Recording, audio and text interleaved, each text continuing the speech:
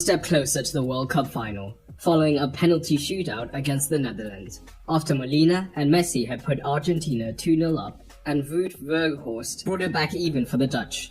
The XG showed Argentina had better chances, but if you take away the penalty, it was pretty much even.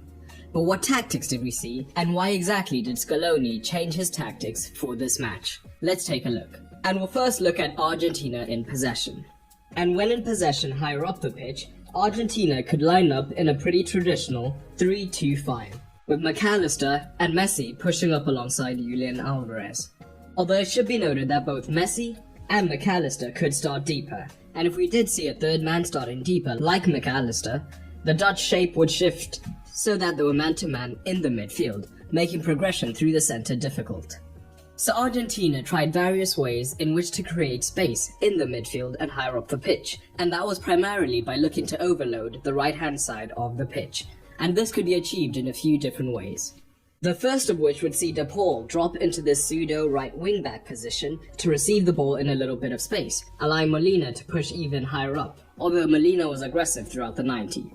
In these situations, the extra midfielder would be more reluctant to come out to press, as this would potentially leave too much space in the centre to exploit. Argentina could gain an advantage when it was Blind who then had to push up, as this would mean that now Ake had to shift to left back and the backline had to drift across, and now Messi would potentially have more room in which to drift. So De Paul has received out wide, and it is Blind who now has to come out to press him, meaning that Ake now has to go much wider in order to track Molina. This creates room that Messi could drop into at times, although in this particular situation he doesn't. So the potential for Ake to be dragged out wide to track Molina represented a major change, as in their default shapes, with that midfield potentially being man-to-man, what we would see is that when Messi dropped, Ake would look to stick to him like glue, even when he was able to receive the ball, and he would try to prevent him from turning.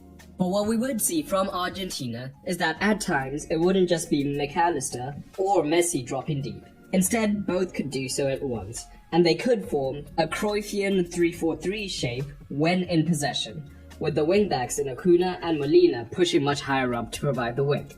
And what this would allow them once again is to create those right side overloads, except now with Messi here as well as the free man, De Paul could easily shift out wide and Messi would join so that they had a wider diamond, really forcing the Netherlands to commit several men across and potentially creating more room in the midfield. This was even more effective as at times we saw Romero begin more in a right back position so that the overload was even more exaggerated with up to 5 men shifting wide. And crucially, Romero was outside the pressure of the Dutch front too, so he could move higher up the pitch. And what we did see is that in general, when Ake had to come out to press Messi, he could struggle at times, and we even see some of this in the first goal.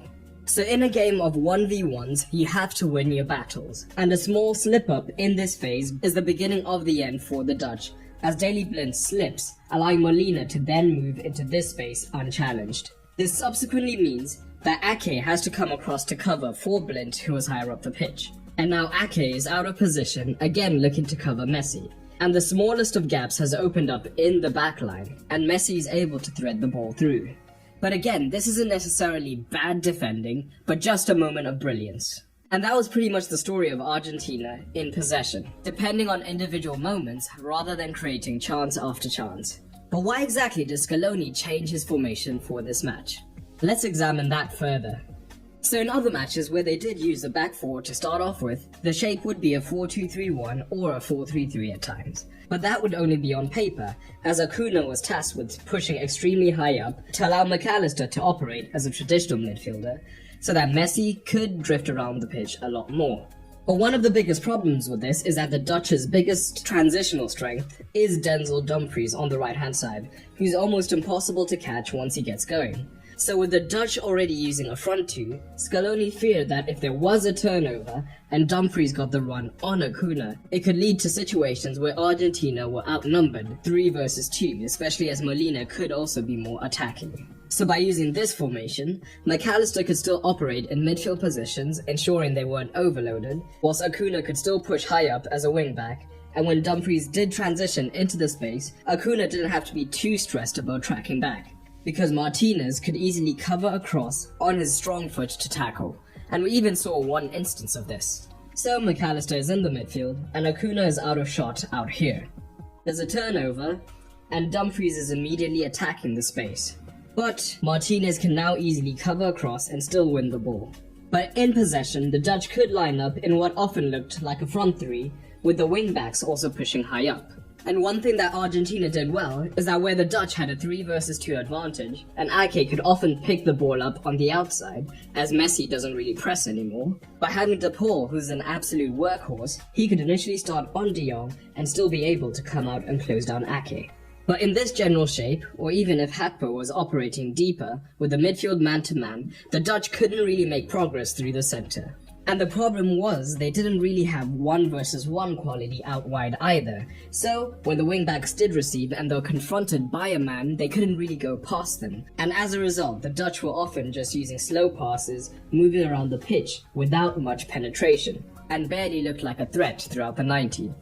We did occasionally see Depay drop deep, drawing Romero with him, and either Hakpo then looking to move into the space, or Depay spinning his man, and then looking to get on the end of a longer ball.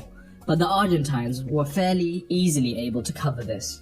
And once again, when everybody is man-to-man on the pitch, you need that 1 versus 1 quality, and the Dutch didn't really have this. And they, much like Argentina, just depended on individual moments. So when they were trailing late on, they just brought on their biggest forwards and lumped it long and got crosses into the box, which did pay off.